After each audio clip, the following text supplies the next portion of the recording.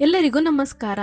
ನೀರ್ ದೋಸೆ ಎಲ್ಲರಿಗೂ ಗೊತ್ತಿರೋ ಸಾಮಾನ್ಯ ರೆಸಿಪಿನೇ ಇರ್ಬೋದು. ಆದರೆ ಮಲ್ಲಿಗೆ ಹೂವಿನಷ್ಟೇ ಸಾಫ್ಟ್ ಆಗಿ ಮತ್ತೆ ಅಷ್ಟೇ ಬೆಳ್ಳಗೆ ಬರಲು ನಾನು ಹೇಗೆ ಮಾಡ್ತೇನೆ ಅಂತ ನೋಡೋಣ.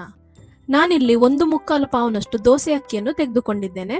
ನಿಮ್ಮನೆಯಲ್ಲಿ ಎಷ್ಟು ಜನರಿದ್ದಾರೋ ಅದರ ತಕ್ಕ ಹಾಗೆ ದೋಸೆ ಅಕ್ಕಿಯನ್ನು ತೆಗೆದುಕೊಳ್ಳಿ.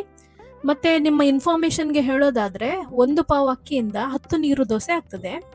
ಇದಕ್ಕೀಗ ನೀರನ್ನು ಹಾಕಿಕೊಂಡು 3-4 ಸಲ ಚೆನ್ನಾಗಿ ತೊಳೆದುಕೊಳ್ಳೋಣ. ನೀರು ದೋಸೆ ಮಾಡಲಿಕ್ಕೆ ನಾನು ಇದೇ ವೆರೈಟಿ ಅಕ್ಕಿ ಯೂಸ್ ಮಾಡೋದಂತ ಏನೂ ಇಲ್ಲ.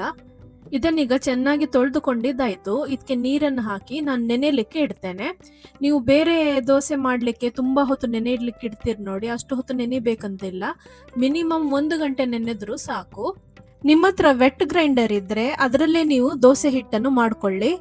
ಆದಷ್ಟು ಫೈನ್ ಪೇಸ್ಟ್ ಆಗಿ ರುಬ್ಬಿಕೊಳ್ಬೇಕು. ಅದಕ್ಕೋಸ್ಕರ ವೆಟ್ ಗ್ರೈಂಡರ್ ತುಂಬಾ ಒಳ್ಳೇದು. ಸಪೋಸ್ ನಿಮ್ಮ ಹತ್ರ ವೆಟ್ ಗ್ರೈಂಡರ್ ಇಲ್ಲ ಅಂದ್ರೆ ಮಿಕ್ಸರ್ ನಲ್ಲೇ ಗ್ರೈಂಡ್ ಮಾಡ್ಕೊಳ್ಳಿ. ಮತ್ತೆ ಇನ್ನೊಂದು ವಿಷಯ ಏನಂದ್ರೆ, ನೀರು ದೋಸೆ ಮಾಡೋವಾಗ ನಾನು ಕೆಲವೊಮ್ಮೆ ಕಾಯಿ ತುರಿ ಹಾಕ್ತೇನೆ, ಕೆಲವೊಮ್ಮೆ ಕಾಯಿ ತುರಿ ಹಾಕೋದಿಲ್ಲ.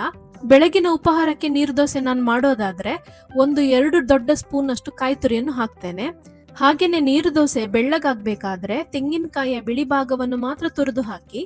ಮತ್ತೆ ಕಾಯಿ ತುರಿ ಜಾಸ್ತಿ ಹಾಕ್ಲಿಕ್ಕೆ ಹೋಗ್ಬೇಡಿ. ನಿಮ್ಗೆ ಸರಿಯಾದ ಅಳತೆಯಲ್ಲಿ ಹೇಳೋದಾದ್ರೆ, ನೀವು 2 ಪಾವು ಅಕ್ಕಿಯದು ನೀರು ದೋಸೆ ಮಾಡೋದಾದ್ರೆ 2 ದೊಡ್ಡ ಚಮಚ ಅಂದ್ರೆ ಹತ್ರ 1 ಹಿಡಿಯಷ್ಟು ಕಾಯಿ ತುರಿ ಸಾಕು ಮ್ಯಾಕ್ಸಿಮಮ್. ಅಂದ್ರೆ ಅದಕ್ಕಿಂತ ಜಾಸ್ತಿ ಹಾಕ್ಲಿಕ್ಕೆ ಹೋಗ್ಬೇಡಿ. ನೀವು ಕಾಯಿ ತುರಿಯನ್ನು ಜಾಸ್ತಿ ಹಾಕಿದ್ರೆ ನೀರು ದೋಸೆಯನ್ನು ತೆಗೆಯುವಾಗ ಅದು ಕಾವಲಿಗೆ ಅಂಟಿಕೊಳ್ತದೆ. ಮತ್ತೆ ನೀವು chicken ghee roast, paneer ghee roast ಅಥವಾ ಕೋರಿ ಗಸಿ ಇಂತಾದ ಕರಿ ಜೊತೆಗೆಲ್ಲ ನೀವು ಸರ್ವ್ ಮಾಡೋದಾದ್ರೆ ನೀರು ದೋಸೆ ಮಾಡುವಾಗ ಕಾಯಿ ತುರಿನ ಹಾಕಬೇಡಿ. ಕೇವಲ ರೈಸ್ ಅನ್ನು ಮಾತ್ರ ಗ್ರೈಂಡ್ ಮಾಡಿಕೊಂಡು ನೀರು ದೋಸೆ ಮಾಡಿ. ಈಗ ಇಲ್ಲಿ ಹಿಟ್ಟನ್ನು ಒಂದು ಪಾತ್ರೆಗೆ ವರ್ಗಾಯಿಸಿಕೊಂಡ ನಂತರ ಇದಕ್ಕೆ ನೀರನ್ನು ಹಾಕಬೇಕು. ನೀರು ಎಷ್ಟು ಹಾಕಬೇಕಂದ್ರೆ, ಮೊದಲಿಗೆ 1 ಲೋಟ ನೀರನ್ನು ಹಾಕಿಕೊಂಡು ಮಿಕ್ಸ್ ಮಾಡ್ಕೊಳ್ಳಿ. ನೀರು ದೋಸೆ ಅಂದ್ರೆ ಆಬ್ವಿಯಸ್ಲಿ ಇದರ ಕನ್ಸಿಸ್ಟೆನ್ಸಿ ನೀರಾಗಿರ್ಬೇಕು. ಈ ದಪ್ಪವಾದ ಹಾಲು ಯಾವ ಕನ್ಸಿಸ್ಟೆನ್ಸಿನಲ್ಲಿ ಇರ್ತದೆ ನೋಡಿ, ಆ ರೀತಿ ಇರಬೇಕು ಹಿಟ್ಟು. ಮತ್ತೆ ಇದನ್ನು ಫೆರ್ಮೆಂಟೇಶನ್ ಮಾಡ್ಲಿಕ್ಕೆ ಇಡ್ಲಿಕ್ಕಿಲ್ಲ. ಹಿಟ್ಟು ರೆಡಿ ಆದ ಕೂಡಲೇ ದೋಸೆ ಹಾಕೋದೆ. ಈಗ ನಾನು ದೋಸೆ ಕಾವಲಿ ಹಾಕಿದ್ದೇನೆ. ಮೊದಲಿಗೆ ಎಣ್ಣೆಯಿಂದ ಗ್ರೀಸ್ ಮಾಡ್ಕೊಳ್ಳೋಣ. ಈಗ ಈ ರೀತಿ ನೀವು ದೋಸೆ ಹಿಟ್ಟನ್ನು ಹಾಕಬೇಕು.